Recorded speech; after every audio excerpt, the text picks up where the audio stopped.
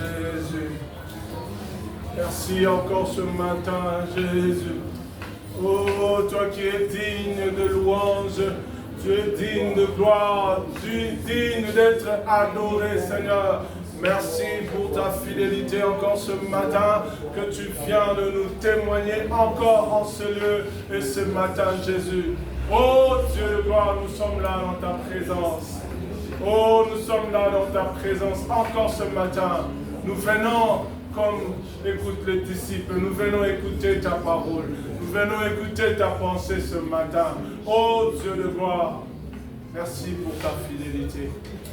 Merci pour ton amour. Tu es le Dieu fidèle, digne de tout honneur et de toute gloire. Seigneur, ce matin encore, je ne sais pas parler. Ce matin encore, je ne sais pas, ô Dieu, prêcher ou exhorter. Le Saint-Esprit vient glorifier Jésus. Merci de te servir de moi pour parler à un cœur ce matin. Seigneur, loin de moi le moi et plus de toi en ces lieux. Ô Père éternel, permets aussi que le cœur qui vont écouter cette parole puisse, ô Dieu de gloire, pas seulement la comprendre, la recevoir, mais que cette parole puisse produire le fruit, comme qui dirait, soit tombé sur de bonnes terres ce matin, s'il te plaît. Et lorsque quelqu'un d'une manière ou d'une autre serait édifié par cette parole, Seigneur, je viens te dire encore, non pas à moi, non pas à nous, mais à seul à ton nom, donne gloire. Seigneur, béni soit ce moment. C'est dans le précieux nom de Jésus que nous avons ainsi prié. Nous disons Amen. Amen. Alléluia. Amen. Alléluia. Amen. Dieu est bon. En tout temps. En tout temps. Dieu est bon. Même quand le temps change, Dieu reste bon. Dieu reste bon. Amen. Amen. Vous savez, à chaque fois qu'on va introduire, quand il faut faire quelque chose, genre prêcher, genre modéré ou quoi, on a tendance à commencer par Amen, Amen.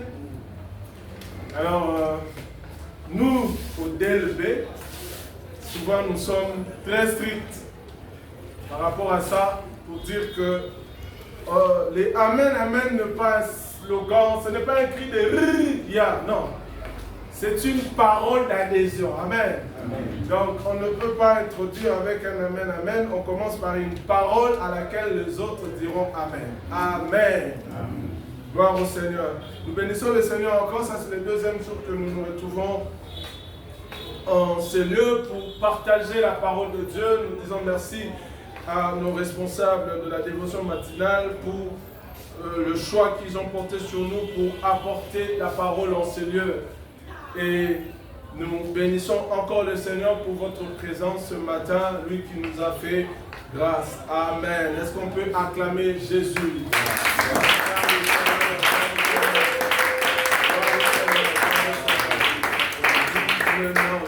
Voilà. Depuis hier, comme vous le savez, nous parlons de ce qu'un jour peut enfanter. Et ce qu'un jour peut enfanter est le thème central que nous exploitons à chaque fois que nous intervenons dans la prière matinale. Et nous avons tiré cela de Proverbe 27, le verset premier qui dit « Ne te vante pas du lendemain, car tu ne sais pas ce qu'un jour peut enfanter. » En d'autres termes, quand tu fais tes calculs, tiens compte de ce que tu peux avoir avant que demain n'arrive. Amen. Amen. Quelle grâce d'avoir de telles paroles.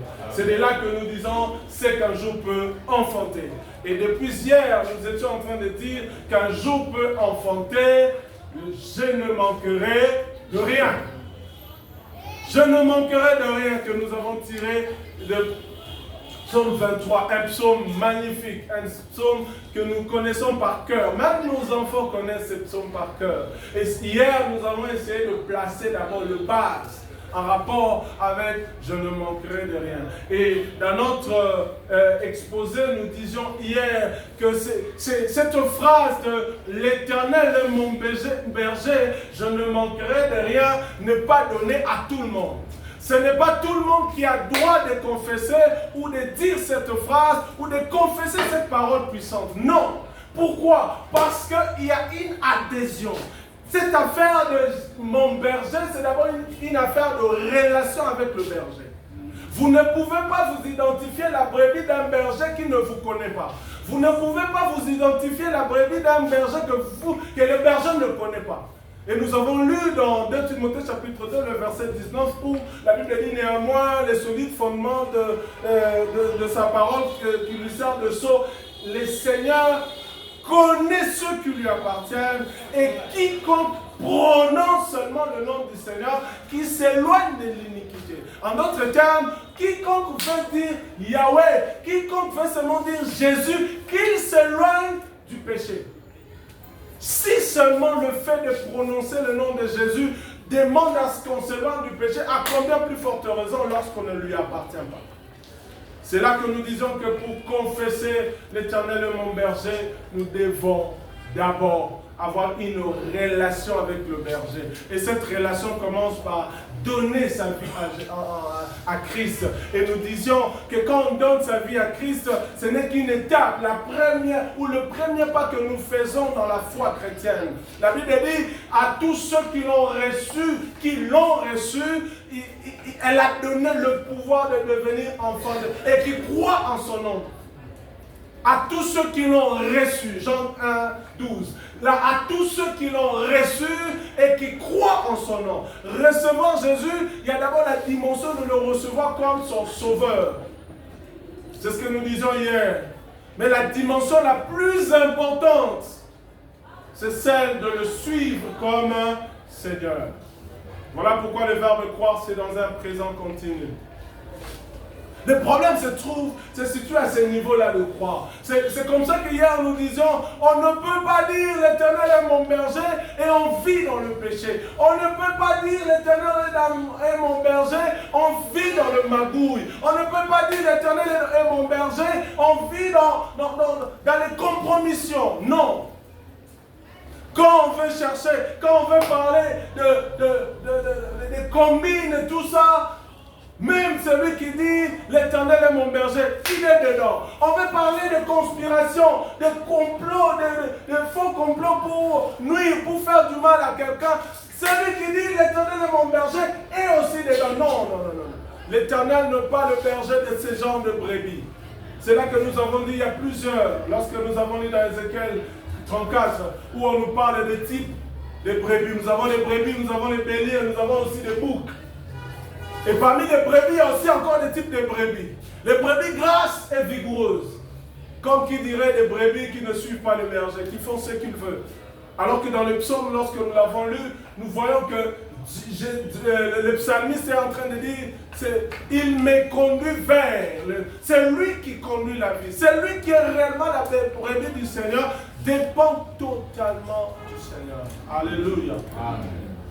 Nous avons insisté sur ces faits pour placer les bases, pour dire à quelqu'un que réellement, si nous voulons vivre et expérimenter la puissance qui est dans ces passages de psaumes, nous devons d'abord avoir une relation personnelle avec le berger qui est Jésus.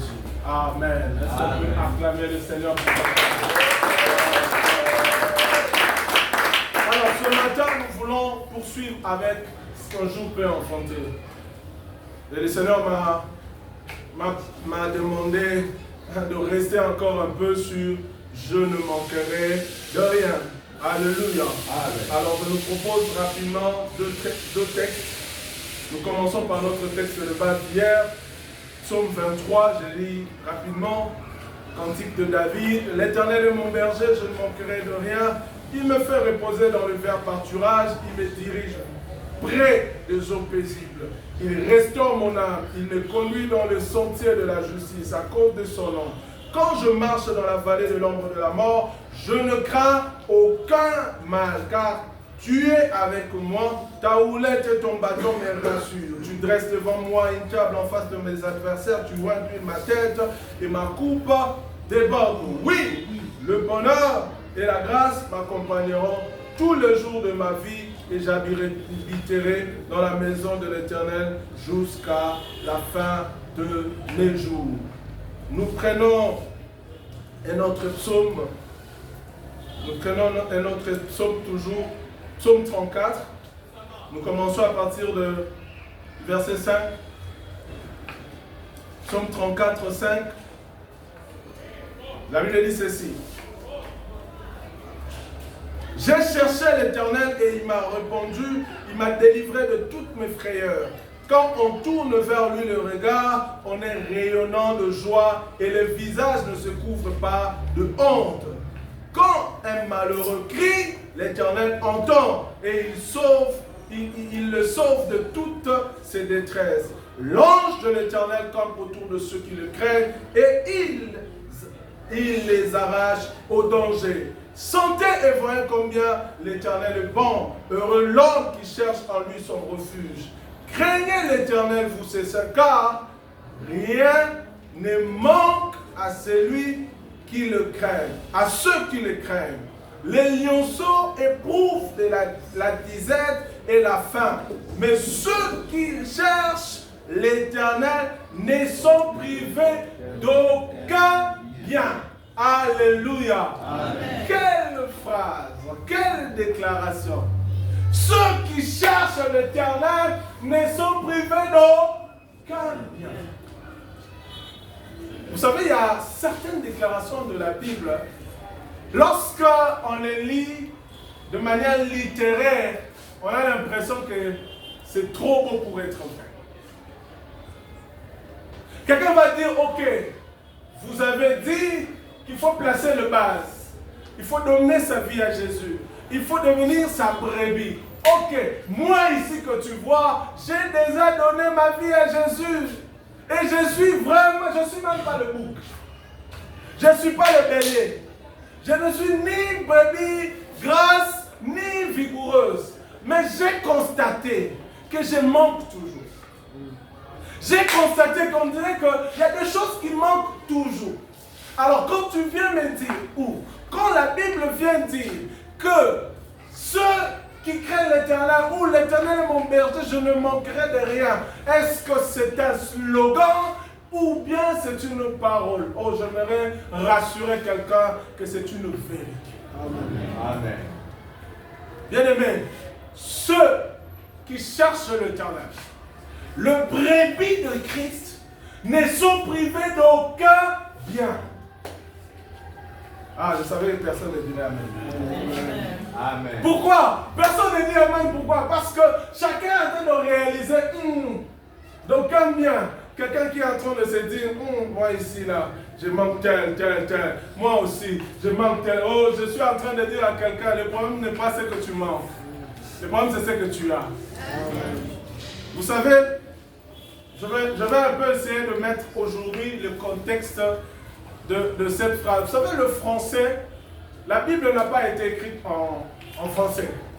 Mais dans la traduction de la compréhension ou de mots, il y a eu certains mots que le français a eu du mal à reproduire textuellement comme il en est ainsi dans l'origine. Je vous explique. Quand la Bible dit que l'Éternel est mon berger, je ne manquerai de rien. Quand la Bible ajoute encore en disant, ceux qui craignent l'Éternel ne sont privés d'aucun bien. Ça veut dire, ceux qui appartiennent au Seigneur ne manquent jamais quelque chose de valeur. Amen. Alléluia. Amen. C'est-à-dire ceci. Ceux qui sont la brebis du Seigneur, ils peuvent manquer l'argent. Ils peuvent manquer les belles maisons. Mais ils ont ce qu'il y a de plus que les belles maisons. Amen. Alléluia. Je crois que quelqu'un commence à comprendre. Tu peux manquer ce que tu attends là. Tu peux manquer le mariage. Tu peux manquer les enfants. Mais tu as ce qu'il y a de plus que les enfants. Je vais même dire, tu as la personne. Oh, amen. On va lire ça. Lisons. Éphésiens chapitre 1er. Le verset 3. Éphésiens 1, 3. Quelqu'un a trouvé? Ephésiens chapitre 1, verset 3. La Bible dit ceci. Béni soit Dieu, le Père de notre Seigneur Jésus-Christ, qui a fait quoi? Oh.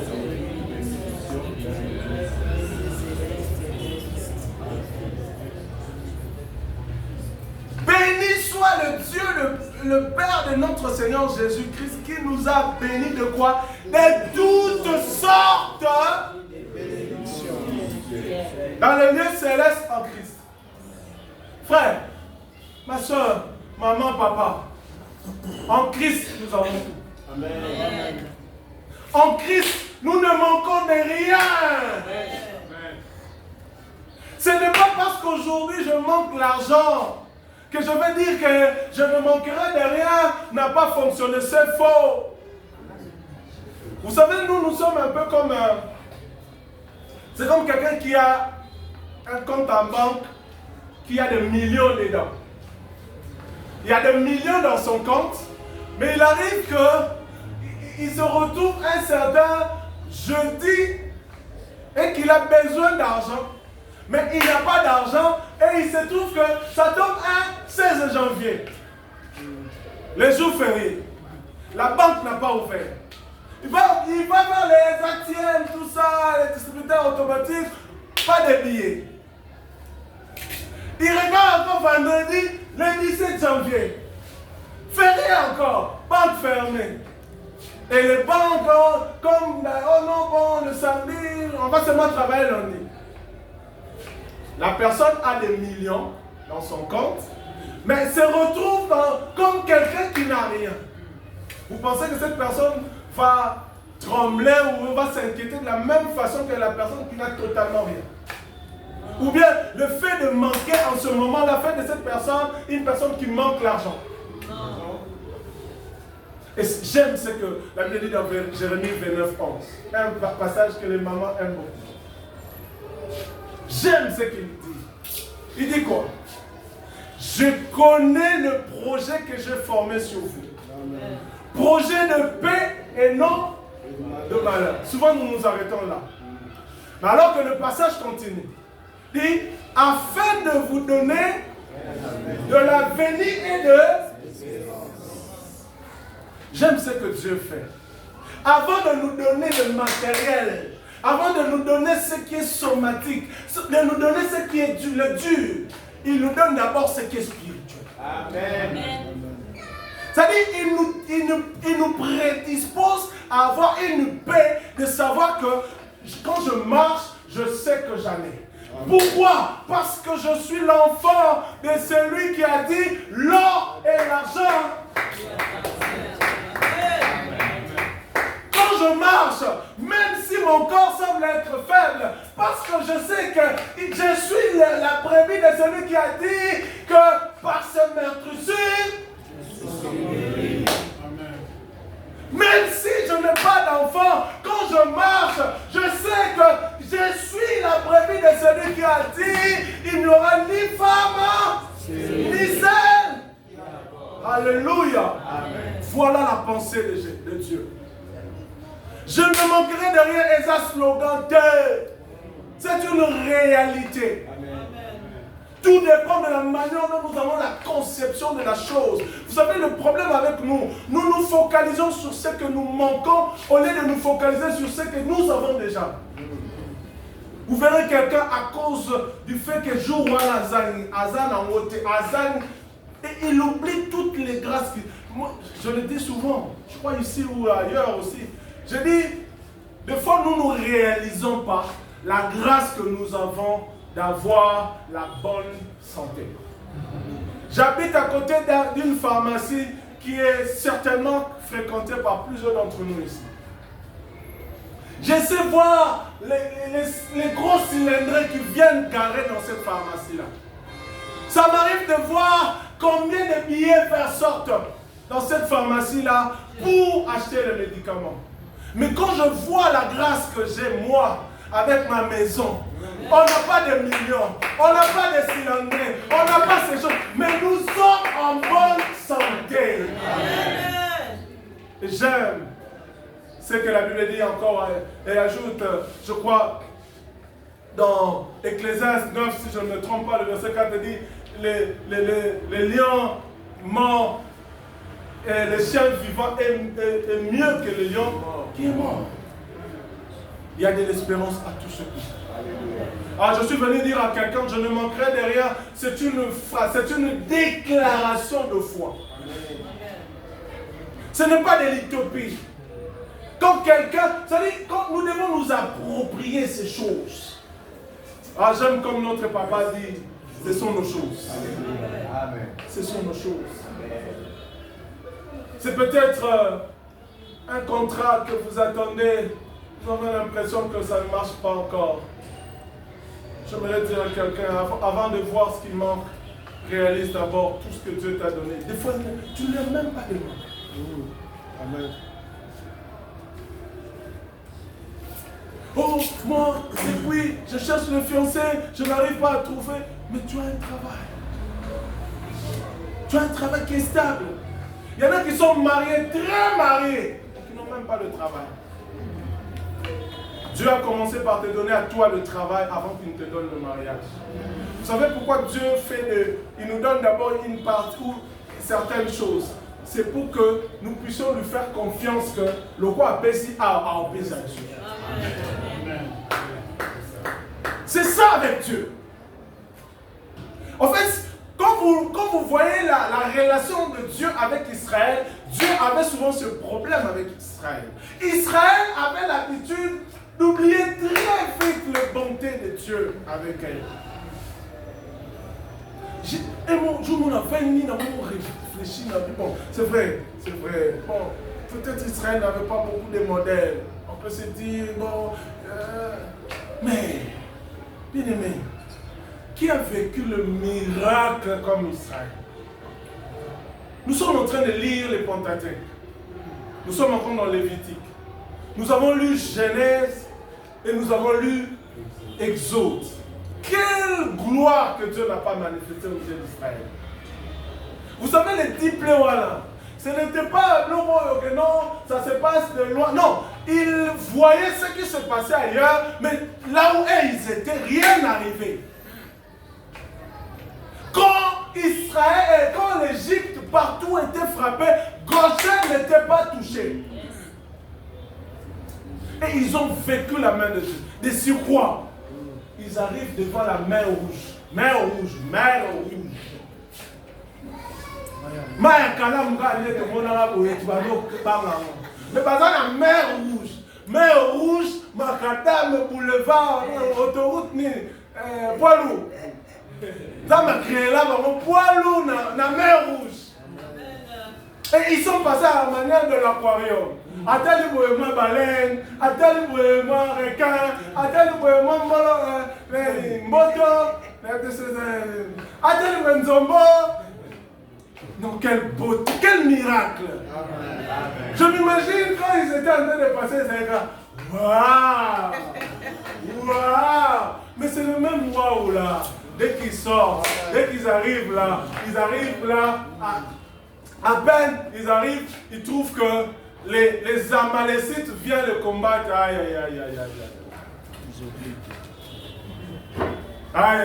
Il aurait fallu que nous puissions rentrer en Égypte.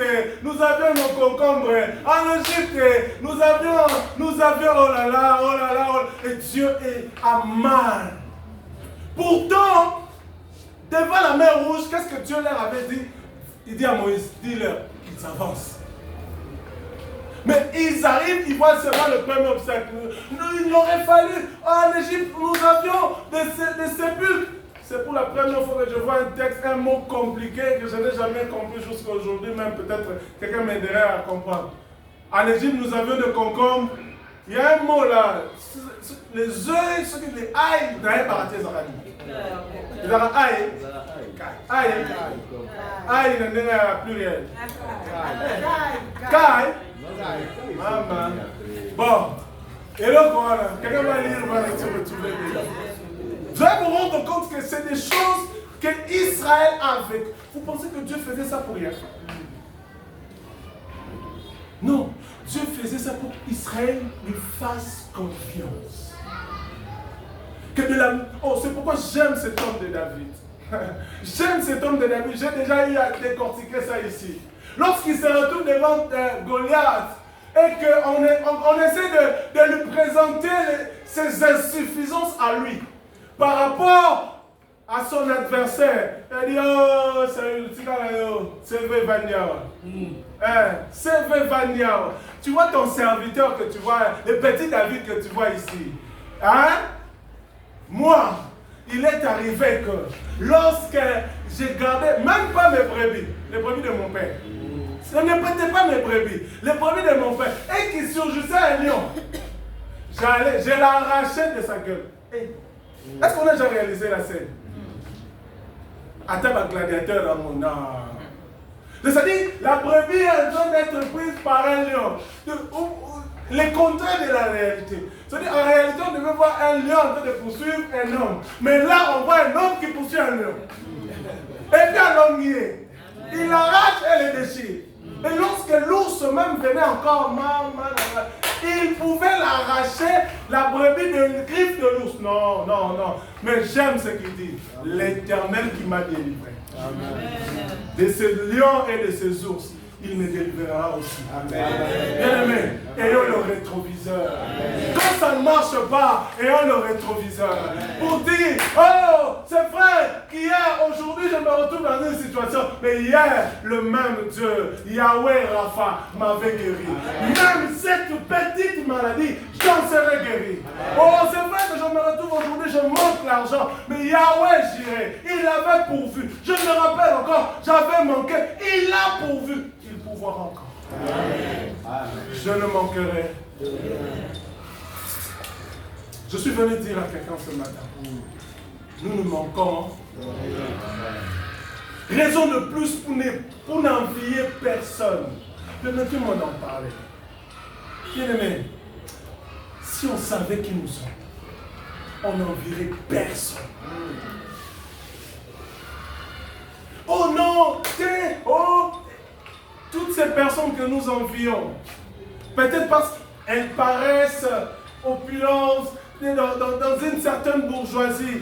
Bien aimé, une fois on parlait, on disait, chez moi avec les amis, on parlait, on disait, il n'y a pas mieux que de manger un $10 qui est propre que d'en manger des millions qui sont sales.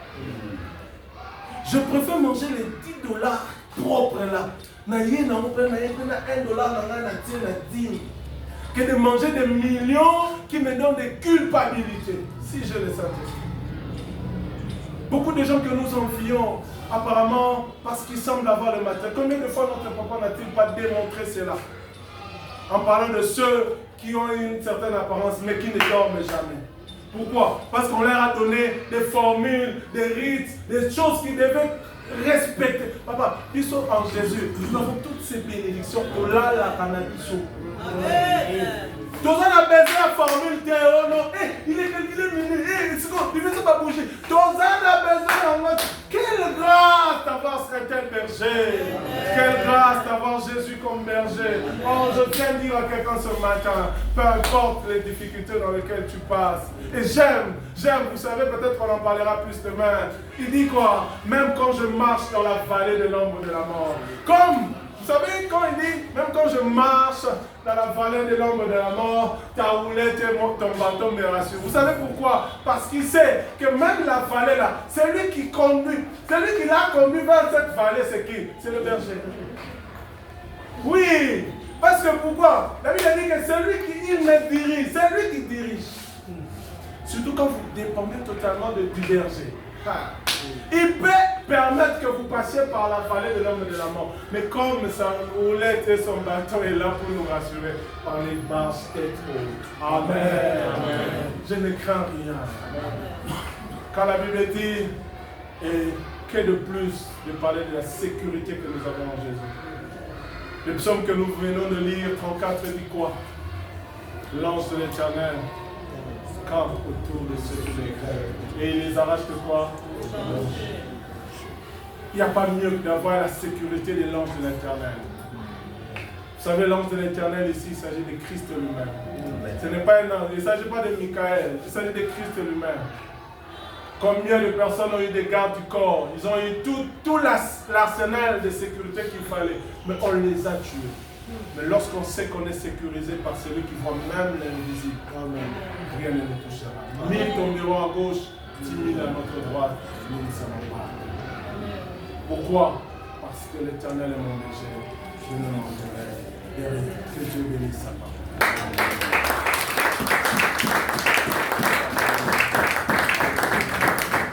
J'aimerais que nous puissions prier. Quelqu'un va dire à Dieu, Seigneur, s'il te plaît, j'aimerais m'approprier cette parole. Même quand l'adversité viendrait, même quand le manque viendrait autour de moi, donne-moi à faire confiance, sachant que tu es au contrôle et tu agis. Élevons nos voix et prions au nom de Jésus.